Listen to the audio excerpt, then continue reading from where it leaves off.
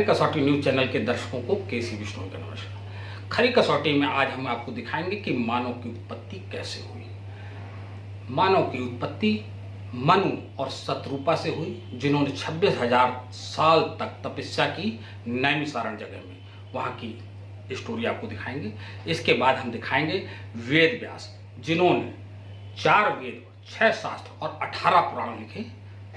उनकी बारे में आपको बताएंगे।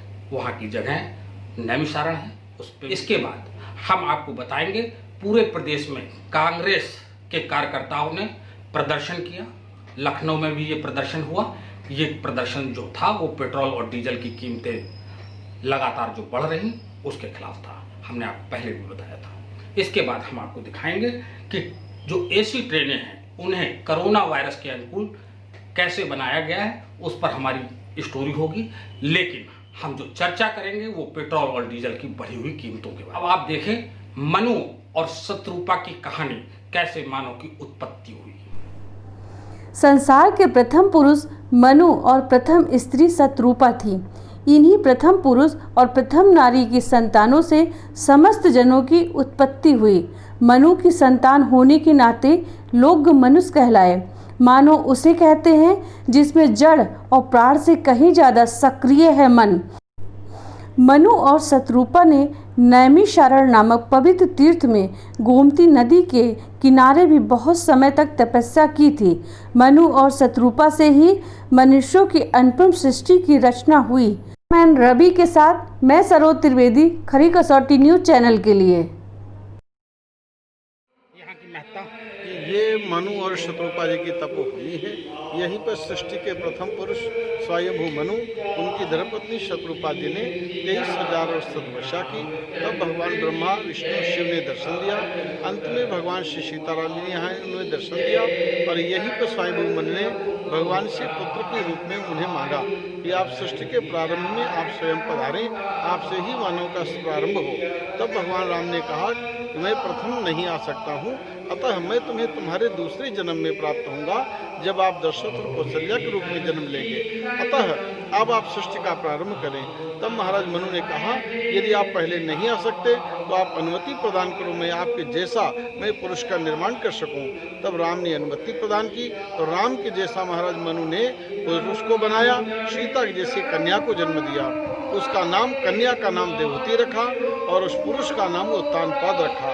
इस प्रकार से सृष्टि का प्रारंभ हुआ। प्रथम उत्तानपाद हुए, उत्तानपाद से ध्रुव हुए, ध्रुव से बेन हुए, बेन से पृथु हुए, पृथु से ऋषभदेव हुए, भरत हुए, जिनके नाम से भारतवर्ष नाम पड़ा। तो बढ़ते बढ़ते आज हम सब हो गए। तो हम सब की जो जन्मभूमि है वो प्रथम भूमि यहाँ नैमिषारण्य की है। राम का जन्मभूमि अयोध्या, कृष्ण की जन्मभूमि मथुरा, मानव का जन्मभूमि नैमिषारण्य। तीर्थ वर नैमिष विख्याता, अति पुनीत साधक सिद्ध जाता। जहाँ से सिद्धि प्राप्त होती है, साधना समाप्त होती है, ये ऐसा नैमिषारण्य है। शतयुगे नैमिषारण्ये, त्रेतायाम च पुष्करे, द्वापरे कुरुक्षेत्रे, कलौ गंगा प्रवर्तते। सबसे प्रथम युगों में सतयुग रहा। उस सतयुग में तीर्थ के रूप में नैमिषारण्य की स्थापना हुई और इसका नाम नैमिषारण्य इसलिए पड़ा कि यहाँ ही 84 कोष का अरण्य जंगल था और इस जंगल में आते ही समस्त कामनाओं की पूर्ण हुआ करते थे। इसलिए नेमि यत्र सीरिते स नैमिषः तत् आरण्यम नैमिषारण्यम। निमिषे भवम नैमिषम, जहाँ पे निमिष में पल भर में कार्य सिद्ध होता है, मनुष्य सिद्ध हो जाता है, उस स्थल को नैमिष कहते हैं। और ये ऐसा ये जंगल था, तो जंगल के अंदर कामनाएं पूर्ण हुआ करती थी, इसलिए जंगल को भी मिला करके नैमिष प्लस आरण्य, इस प्रकार से इसका नाम नैमिषारण्य पड़ा। तो ये परम पवित्र नैमिषारण्य है जहाँ से हम सबका प्रारंभ हुआ था और यहीं पर 88,000 ऋषियों ने तपस्या की। वेद व्यास ने समस्त वेद शास्त्र पुराणों की रचना की। हम सबको ज्ञान जन्म यहाँ से प्रारंभ होकर के और मृत्यु को लेकर के हम सब यात्रा कर रहे हैं। तो यात्रा का प्रारंभ यहाँ से हुआ था और अब अनंतता कहाँ पहुँचे जाकर, ये राम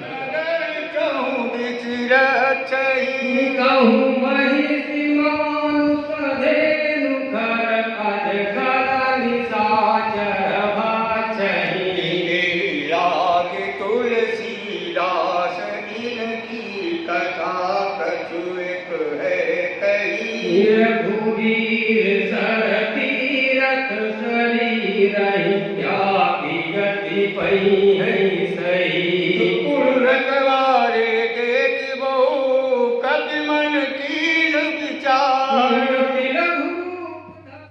वेद व्यास जिन्होंने 4 वेद 6 शास्त्र लिखे हैं और 18 पुराण, इनके बारे में जानिए। इसी नैमिषारण्य में हिंदू समाज में प्रचलित सत्यनारायण भगवान की कथा वेद व्यास जी द्वारा लिखी गई और मान्यता है कि महर्षि वेद व्यास जी ने यहीं पर गोमती नदी के तट पर 4 वेद 6 शास्त्र और 18 पुराणों की रचना की और वाचन किया था, जिसे व्यास गद्दी के रूप में जाना जाता है। यहीं पर व्यास जी बैठते थे। 4 वेद 6 शास्त्र 18 पुराण, गीता महाभारत सब कथा की रचना किया।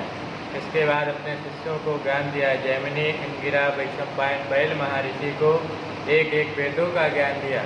6 शास्त्र 17 पुराणों का ज्ञान अपने सूत जी को दिया, उनके शिष्य सूत जी को। और 18वां पुराण श्रीमद् भागवत अपने पुत्र सुखदेव जी को दिया, जो शुक्रताल में राजा परीक्षित को कथा सुनाया। तब से ही ये श्रीमद् भागवत सात की हुई। माँ ललिता देवी के दर्शन करें। यही नैमिषारण्य में शक्तिपीठ ललिता देवी मंदिर है। यहाँ नवरात्रों पर विशेष आयोजन किए जाते हैं। वहीं प्रत्येक अमावस्या और खासकर सोमवती अमावस्या पर लाखों भक्तगण यहाँ आकर पूजा अर्चना श्रद्धापूर्वक करते हैं। यहाँ पर माँ ललिता देवी शिवलिंग धारिणी रूप में विराजमान हैं। अच्छा, महत्व वाला ये ललिता त्रिपुर सुंदरी का मुख्य स्थान है। यहाँ पर जो है सती का हृदय गिरा हुआ है। इसको कहते हैं वाराणसी विशालाक्षी कौमारी गंधमालिनी प्रयागे ललिता प्रोक्ता नैमिषे लिंग धारिणी। यहाँ पर लिंग धारिणी के नाम पर विख्यात है ललिता त्रिपुर सुंदरी। लिंग जो है वो चेतना स्वरूप है और शक्ति ये ऊर्जा स्वरूप में है। शिव और शक्ति दोनों, प्रगति और पुरुष दोनों एक साथ समन्वय हुआ है। इसीलिए ललिता त्रिपुर सुंदरी जो है यहाँ पर विराजमान है। दर्शन कराएंगे। इसके बाद हम आपको बताएंगे पूरे प्रदेश में कांग्रेस के कार्यकर्ताओं ने प्रदर्शन किया। लखनऊ में भी ये प्रदर्शन हुआ। ये प्रदर्शन जो था वो पेट्रोल और डीजल की कीमतें लगातार जो बढ़ रही उसके खिलाफ था। हमने आपको पहले भी बताया था। पेट्रोल डीजल की कीमतों में लगातार हो रही बढ़ोतरी के खिलाफ कांग्रेस के नेताओं ने मोदी सरकार के खिलाफ सड़कों पर उतर आए और जमकर प्रदर्शन किया। बैलगाड़ी पर चढ़कर जोरदार नारे भी लगाए और यह कहा, योगी और मोदी की मनमानी नहीं चलेगी, महंगाई को कम करो। इसी के साथ उन्होंने अपने प्रदर्शन को आगे बढ़ाया। आज दिल्ली में पेट्रोल के दाम 5 पैसे बढ़े और डीजल के दाम 13 पैसे बढ़े। कोरोना वायरस की चुनौती के बीच जारी लॉकडाउन से हर किसी के काम पर फर्क पड़ा और इसी के संकट के बीच पिछले 23 दिनों से रोज पेट्रोल और डीजल के दाम बढ़ रहे हैं। देश के इतिहास में पहली बार हो रहा है कि डीजल की कीमत पेट्रोल से महंगी है। मैं कैमरामैन रवि के साथ खरी कसौटी न्यूज़ चैनल से लक्ष्मी। कुछ नहीं, आर्थिक बोझ बढ़ता जा रहा है हम लोगों के ऊपर। जो रोज़ के कारोबार करने के जो हम लोग 100 रुपये में कारोबार कर लिया करते उसके लिए 200 रुपये खर्च हो रहा है। रोडों पे इतना कल जाम मिलता है, जहाँ देखिए वहाँ रुकना पड़ता है। समस्याएं बहुत हैं और ऊपर से कोरोना की, इसकी वजह से और ज़्यादा दिक्कतें आ गई हैं। इसकी वजह से कारोबार लोगों का ठप हो गया है। अब हम लोग को यही सब परेशानी है जिनसे रोज़ जूझना पड़ रहा है। अभी तो पेट्रोल तो यूज़ करना ही है। अब मजबूरी है, क्या किया, बिना उसकी गाड़ी चलनी नहीं है। अब तो डीजल और पेट्रोल के रेट सेम हो वो गए। सेम हो गए हैं। लोगों को पहले अंदेशा था कि डीजल वाला सस्ता था, लोग डीजल गाड़ी लेते थे। अब उनके लिए भी वही परेशानियाँ खड़ी हो गई। अब उनके लिए चाहे पेट्रोल है चाहे डीजल है, उनके लिए समस्या एक ही है ना।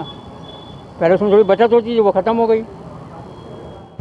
ट्रेनों को, जो एसी ट्रेनें थी, उन्हें कोरोना वायरस से निपटने के लिए किस तरह से तैयार किया गया है, इस पर हमारी रिपोर्ट देखिए।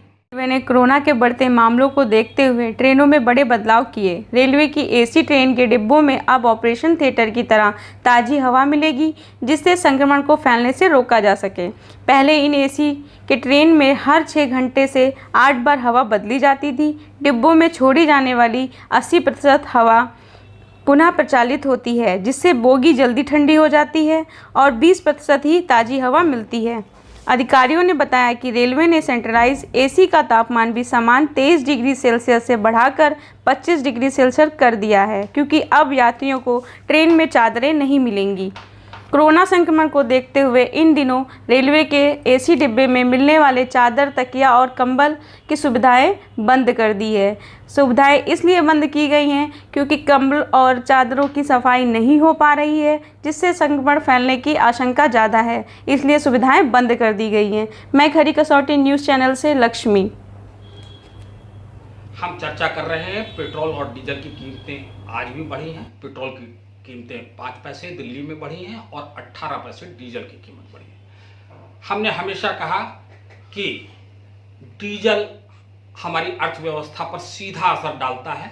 हमारा माल भाड़ा महंगा होगा तो चीज़ें महंगी होंगी, यात्री किराया महंगा होगा, किसान की जेब पर इसका बोझ पड़ेगा। आम आदमी डीजल और पेट्रोल से जुड़ा हुआ है। जो मध्यम वर्गीय व्यक्ति है वो स्कूटर में तेल डलाता है, उसका एक बजट होता है, वो बजट उसका बिगड़ता चला जा रहा है। गृहस्थी में सिलेंडर की ज़रूरत होती है, अगर तेल के दाम बढ़ते हैं तो वो दाम भी बढ़ जाते हैं, सिलेंडर के दाम बढ़ जाते हैं। सारी चीज़ों का जो हमारी अर्थव्यवस्था है उसका सीधा असर, आज हम अखबार पढ़ रहे थे तो उसमें हमने देखा कि तेल का आयात इस बार सबसे कम किया गया, आयात कम किया गया, टैक्स उस पर इतना ज़्यादा है जो उसका मूल्य होना चाहिए वो कम हो सकता है। जब यही भाजपा की सरकार नहीं थी और कांग्रेस की सरकार थी तो यही भाजपा के नेताओं का वो हंगामा देखने को हमें मिला था जिसमें स्मृति ईरानी थी, अरुण जेटली साहब थे जो हमारे आज बीच नहीं हैं। इन लोगों ने कहा था कि दिल्ली में 36 रुपए में तेल बिक सकता है अगर सरकार चाहे। आज साहब इनकी सरकार है, भाजपा की सरकार है, तो ये क्यों नहीं 36 रुपए में तेल को दाम कर रहे हैं, क्यों बढ़ाते जा रहे हैं। शराब में टैक्स बढ़ाया था कोरोना के चलते, जैसे शराब की दुकानें खोली थी उसका टैक्स घटा दिया गया क्योंकि राजस्व की प्राप्ति हो रही है। आपने डीजल और पेट्रोल में भी टैक्स लगा दिया था कोरोना टैक्स, आज वो क्यों नहीं हटाया जा रहा है। आप चाहें तो वो टैक्स को कम कर सकते हैं। आम जनता की बात को आप नज़रअंदाज मत करिए। प्रधानमंत्री जी, हमारा पेट्रोलियम मंत्री से, प्रधानमंत्री से अनुरोध है, किसान एक जो पढ़ा लिखा व्यक्ति एग्जाम देने जाता है उसके ऊपर जो भार पड़ता है, वो किराए का भार पड़ता है, वो किस तरह से एक गरीब आदमी किराया जुटाता है। किराए की कीमतें आप तो 10 पैसे और 5 पैसे करते करते 6 रुपये और 7 रुपये बढ़ जाते हैं, लेकिन उसकी जेब में जो किराया उसकी जेब से निकलता है वो जानता है।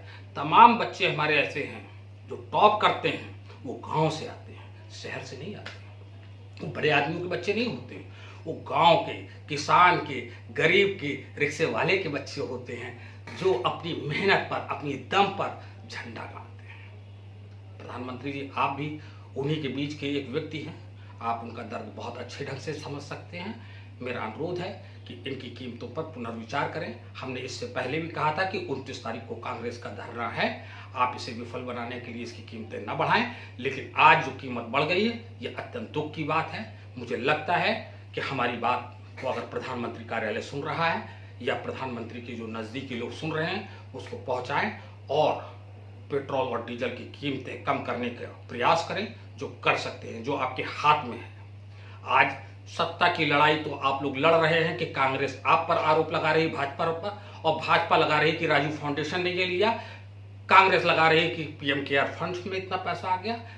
इससे दुनिया को मतलब नहीं है, भारतवासियों को मतलब नहीं। भारतवासियों को मतलब है कि उन्हें जो महंगाई है वो कम हो, और महंगाई कम करने के लिए पेट्रोल डीजल की कम होना बहुत ज़रूरी है। इसी के साथ हम अपनी वाणी को विराम देते हैं। हमारा व्हाट्सअप नंबर नोट कर लें 9415006460। तो हम फिर मिलेंगे अपने एक नए कार्यक्रम में, तब तक के लिए लेते हैं आपसे विदा। नमस्कार।